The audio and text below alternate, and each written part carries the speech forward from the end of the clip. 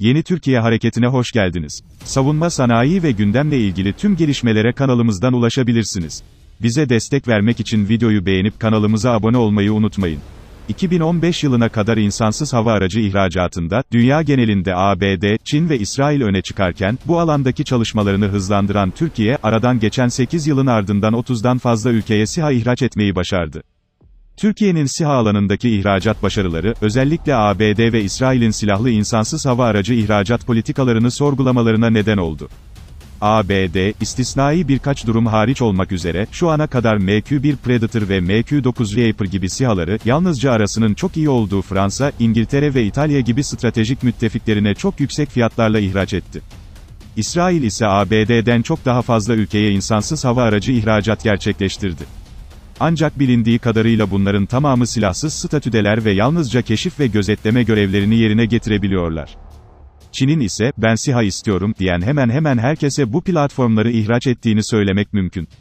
Ancak Çin'den tedarik ettiği SİHA'larda büyük kalite sorunları yaşayan ülkeler, bu platformları etkin bir şekilde kullanamadılar.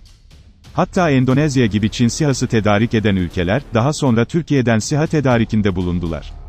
Ayrıca Çin'den savunma tedariki gerçekleştiren ülkeler, ABD'nin yaptırımlarının veyahut yaptırım tehditlerinin de hedefi oldular.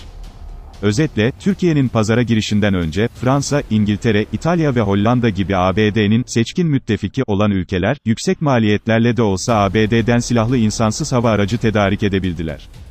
Geriye kalan ülkeler ise İsrail'den muharip kabiliyeti bulunmayan İHA'lar ile kalite sorunlarıyla boğuşan Çin SİHA'larını tedarik etmenin arasında kaldılar. Türkiye'nin pazara girişiyle birlikte ise bahsi geçen, arada kalan ülkeler, kalite bakımından ABD, maliyet bakımından ise Çin SİHA'ları ile rekabet eden Türk savunma sanayi şirketleri tarafından geliştirilen SİHA platformlarına yoğun ilgi gösterdi. Türkiye, özellikle Bayraktar TB2, Anka ve Akıncı tipi SİHA'ların ihracatı şu ana kadar 30'dan fazla ülke ile 40'tan fazla ihracat sözleşmesi imzaladı. Bu SİHA'larla birlikte Roketsan, çok ciddi bir mühimmat satışı gerçekleştirdi. Bu durum, ilk olarak ABD'de tartışmalara sebebiyet verdi.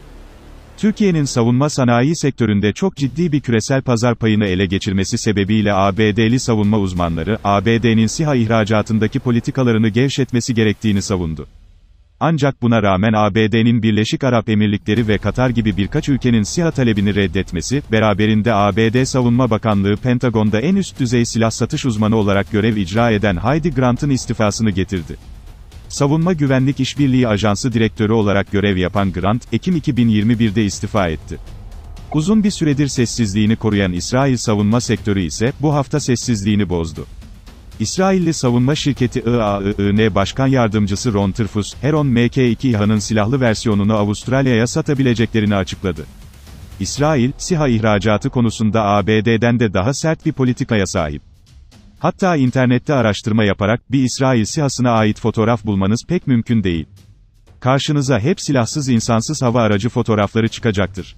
Ancak İsrail'in SİHA ihracatına yönelik politikaların gevşetilmesi kararı, durdurduk yere alınmış bir karar değil. Savunmasanayist.com olarak edindiğimiz bilgilere göre, son dönemde pek çok Asya ülkesi, Türkiye'den SİHA tedarik etti. Üstelik bu ülkelerin açtığı ihalelerin bazılarında, İsrailli ve Türk SİHA'ları yarıştı. Ancak çoğunluğunda karar, silahlı yapıda olduğu için Türk SİHA'larından yana çıktı. Belki de ABD, SİHA platformlarının oluşturduğu pazar payı ile çok ilgilenmiyor. Çünkü bir SİHA'dan çok daha fazla gelir elde etmesini sağlayan farklı savunma ürünleri mevcut. Ancak İsrail'in savunma ihracatında, insansız hava araçları çok önemli bir pazar payına denk geliyor. Bu nedenle İsrail, rekabetçi olmak amacıyla bu kararı aldı diyebiliriz. Yansımalarını, yakında göreceğiz.